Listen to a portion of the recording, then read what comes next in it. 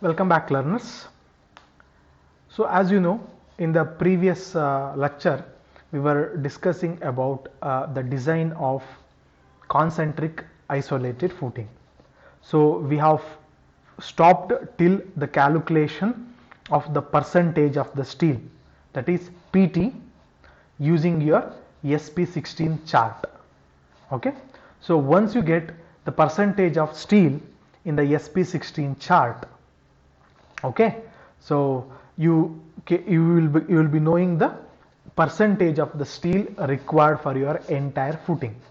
And as I already told you, whenever you have the percentage of steel less than 0.12%, you are not supposed to take that, because as per IS 456, the minimum percentage of steel for the footing is 0.12% of the gross area.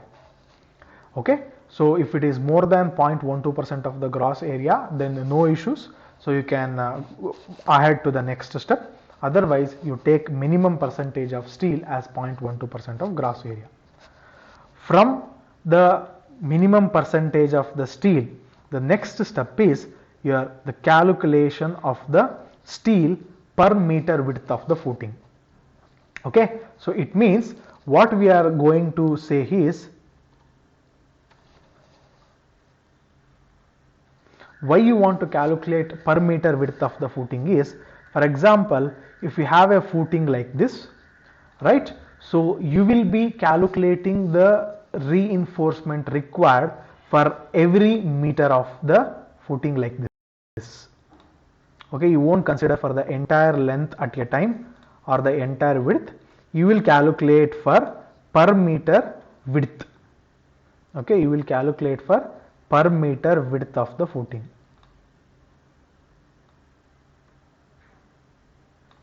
Like this you will calculate for per meter width of the footing. Okay, so that's the reason we have to calculate the area of steel for per meter width or per meter length of the footing, whatever it may be. So how you calculate that? It is the percentage of steel, that is nothing but your PT, what you got from the previous step, that is PT multiplied by 1000. This 1000 represents per meter width or per meter length. This 1000 represents the per meter width or per meter length. That is why you are supposed to multiply it by 1000 into, that is nothing but your B value. Instead of taking the entire width of the footing B, you are supposed to take per meter width. Therefore I am taking the width as 1000 multiplied by D is the overall depth of the footing, that is capital D. When you divide that by 100, you will get the area of, that is the total area of the steel required in mm square for again per meter width of the footing, not for the entire footing, it is for per meter width of the footing in mm square. So once you get the area of the steel, then your next input data is, you are supposed to give them what is the diameter of the bar that you are going to use for the footing. Okay, what is the diameter of the bar that you are going to use for the footing, right? So you will be deciding whether you are giving 8 mm bar or 10 mm bar or 12 mm bar. So you are the one who is going to decide what is the area, what is the diameter of the bar that you are going to use for the footing. Okay, so that is how you are supposed to do, right? Yes, so after that the next step is, okay, so the next step is, after this your next step is none other than, so the next step is, once you get the area of the, once you get the diameter of the rod that you are supposed to use, you are supposed to calculate the area of that individual rod, that is the area of the one bar. That is, if I am choosing the 8 mm diameter bar, I have to calculate area of the one individual bar, that is pi by 4 into dia of the bar used. Okay, pi by 4 into dia of the bar used, that is for the one bar. Okay, pi by 4 into dia of the bar used, that you are supposed to calculate. That will also get it in mm square. Then once you know the total area of the bar and once you know the area of the one bar, you can calculate the spacing of the bar. Okay, you can calculate the spacing of the bar. Okay, you can calculate the spacing of the bar. Okay, you can easily calculate the spacing of the bar. Right? Yes.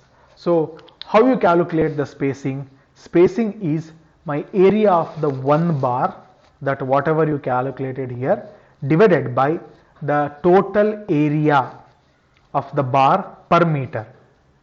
Okay, the total area of the bar per meter into 1000 will give you the spacing of the bar throughout your beam, throughout your footing. Spacing of the bar throughout your footing. And usually when you go to concentric isolated footing, the spacing whatever you provide will be usually maintained same both along the longer direction as well as along the shorter direction. Okay, so we don't go for the different spacing along longer, different spacing along shorter. Usually this different spacing along longer or different spacing along the shorter, usually it will be done when you have an eccentric isolated footing. So when you don't have eccentric isolated footing, when you have the concentric isolated footing, usually we go by what way? We go by the same spacing on both the x and y direction. Okay, that is both along longer as well as along the shorter direction. So we don't go separate spacings. We don't do separate spacing. Okay, yes. So therefore, finally you will get the spacing of the bars in mm throughout the length of the footing, both along longer as well as along the shorter direction.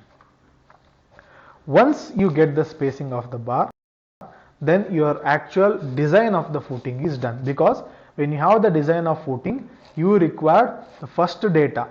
What is the first data? The first data will be your none other than your length.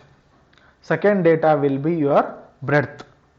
Then third data will be your overall depth. And the next data will be your reinforcement details. Okay, so that everything is done. So once these details are done, the next step is you have to cross verify whether the depth of the footing whatever I have given or the length and breadth of the footing whatever I have provided will pass some checks. Okay, the two checks which are very most important are check for the two-way shear, or we call it as punching shear. Okay, check for the two-way shear, or we call it as punching shear. Right. So before I start the check for the two-way shear or punching shear, I should tell you how this punching shear or two-way shear acts. Now, for example, if you have a rectangular footing like this, then if you have a column here in the center, okay, if you have a column in the center like this, right, for example,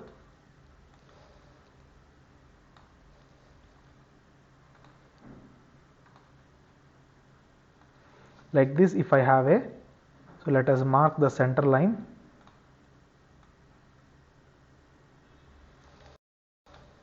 Okay, so then if you have a column in the center like this,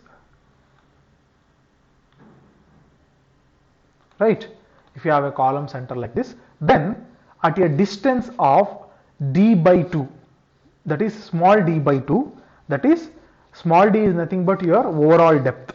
Okay, at a distance of small d by 2 from the periphery of your column, your actual this punching shear will act. Okay, it means what I am telling is it will act like this.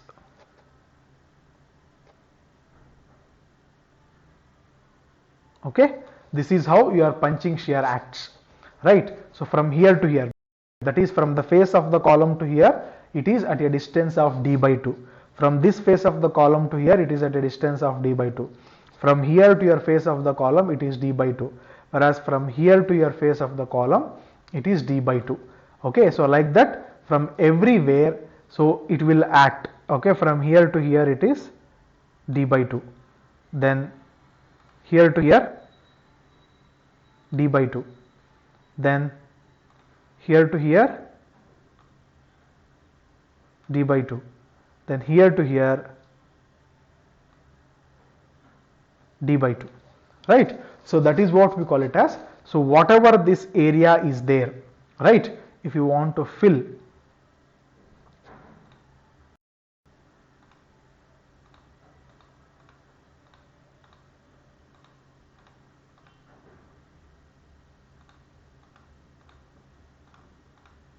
right, so this whatever I have highlighted in the red color, that is what we call it as the punching shear area, which is at a distance of d by 2 from the periphery of your column. So this area whatever you can see here, okay, so this area whatever you can see here, so that is your punching shear area. Now I have to check whether the depth of the footing whatever I have chosen, is it safe to withstand your punching shear area or the punching shear force. So for that, first what I have to calculate, I have to calculate my length of the punching influence plane, that is A0, that is nothing but your this distance from here to here. That distance I have to calculate, that is nothing but your A0. So how you calculated that? The longer dimension of the column, which will be considered in meter, and you multiply them by the 1000. Okay, so that will be the longer dimension of the column, right? So multiplied by 1000 plus effective depth whole divided by 1000. Okay, the longer dimension of the column into 1000 plus effective depth divided by 1000 will give you the length of the punching influence plane, that is this plane here.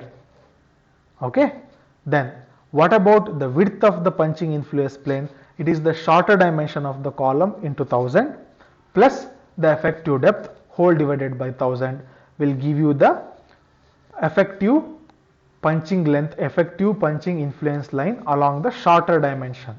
Okay, along the shorter dimension, that is your B0, right? So once you get A0 into B0, then you will get you have to calculate the punching shear force value, right? The punching shear force value, and when you divide that punching shear force value by this A0 and B0, that is nothing but your punching shear area, that will give you punching shear stress, right?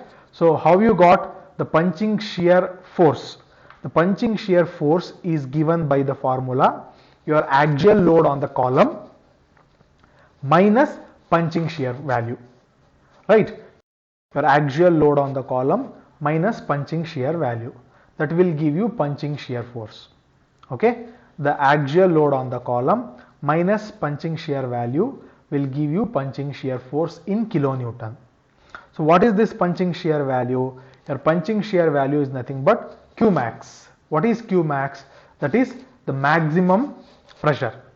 Okay, whatever you calculated the maximum pressure, that maximum pressure multiplied by your A0 into B0. Okay, the maximum pressure multiplied by A0 into B0, so that will give you in Newton. When you divide that by 1000, you will get the punching shear force value in kilonewton, right? So your axial load minus that punching shear value will give you punching shear force. Your axial load will act from top to bottom, whereas your punching shear value will act from bottom to top. So the difference will give you your punching shear force. Okay, so that is your punching shear force. So once you get the punching shear force, you have to divide that punching shear force by this entire punching shear area, this entire punching shear area. Okay, so entire punching shear area, how you calculate? Your axial load, which is in kilonewton, you multiply by 1000, you will get it in Newton, divided by 2 times A0 plus B0. Why 2 times?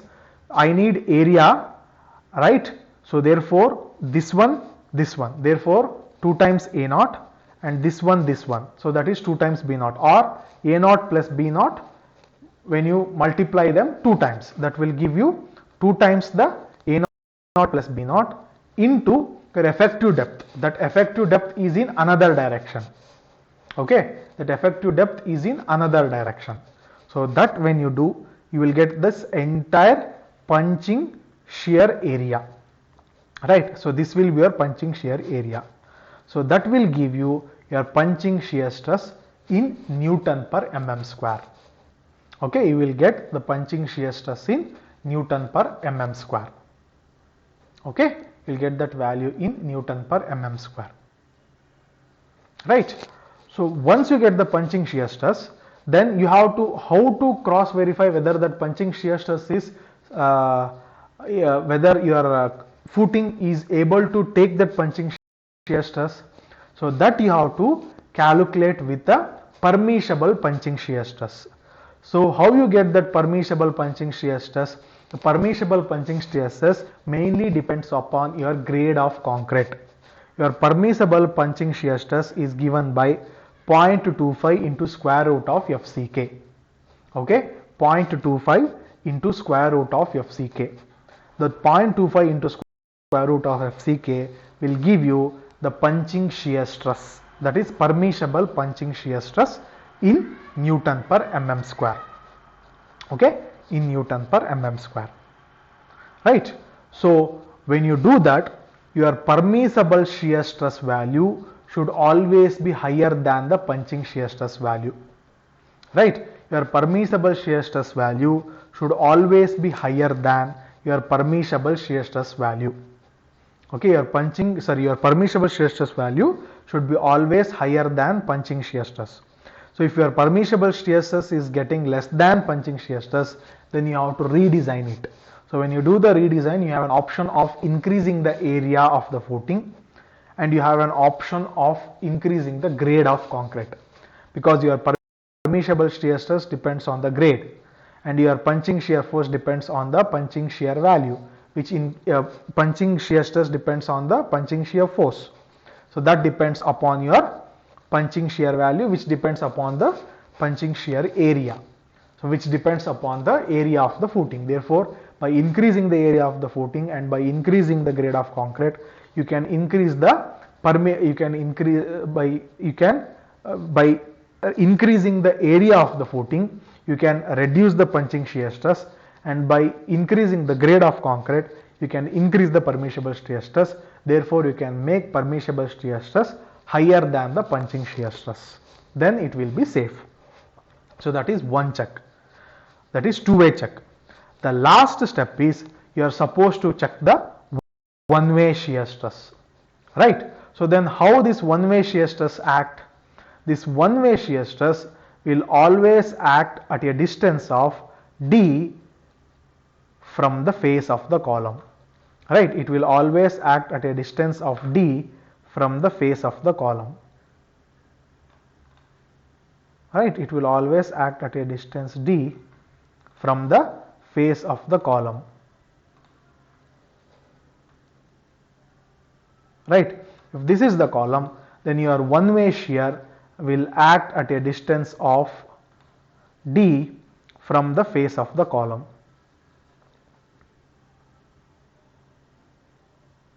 Right, so this will be this entire distance. Usually it will be from the face of the column to a distance of d from the face of the column. This area will be your one-way shear. Okay, this area will be your one-way shear. Right, here this area will be your one-way shear. Okay, so even we have to check with this one-way shear also. So how to get? The first is I have to calculate what is my shear force at a distance d from the face of the column. That is, at this point, what is my shear force? At a distance d from the face of the column, at this point, what is my shear force? I have to calculate that. How it is? It is 1000 into what is this x represents? X represents your critical section. If you go back to the previous stage, we can see here your x is present here. Okay, your critical section x, the 1000 multiplied by x. Okay, the 1000 multiplied by x minus effective depth. Okay, minus effective depth whole divided by 1000 will give you your shear force distance D from the face of the column. Okay, so once you get the distance, then you multiply the critical section, that is what you calculate here, no, that value into your maximum pressure, that is Q max, into your width of the footing, that is this one, shorter dimension of the footing, right? So your shorter dimension of the footing into your pressure which acts from down to up, okay, that is upward pressure, multiplied by this distance what you calculate. So that will give you the shear force in kilonewton. So once you get the shear force, then your next step is you have to calculate your shear stress. How you calculate the shear stress? Shear force what you calculated here into 1000 to make it into Newton, divided by B, that is the shorter dimension of the footing, into 1000 into your effective depth, small d. So that will give you the shear stress in the unit Newton per mm square. Again, this shear stress has to be compared with your permissible shear stress. So how you get that permissible shear stress? That permissible shear stress is obtained from the table 19 of IS 456 based on grade of concrete. So if I open my IS 456 2000, okay, if I open my IS 456 2000, if I search for my table 19, you will get that value, okay.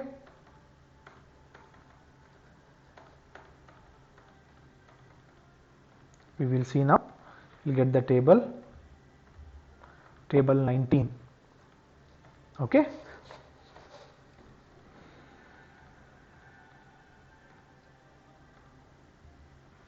Yes, you can see table 19, it is coming. Yes, you can see table 19, that is design shear strength of the concrete. Your permissible, right, your permissible shear stress will be obtained from this table 19, right. So whatever the value you calculate here, this value should always be higher than your actual shear stress. So if it is not, then again you have to redesign it, right. So how you get your permissible shear stress from the concrete? It is based on the concrete grade and based on this 100 AST by BD value. So how you calculate this B, you know, B is for every 1000 meter width. Small d, you know, that is nothing but your effective depth of the footing. And what is this AST? AST, it is nothing but your area of the steel, right. So that is nothing but this one. You calculated here, no, the total area of the steel you calculated, right. So that is the area of the steel per meter width.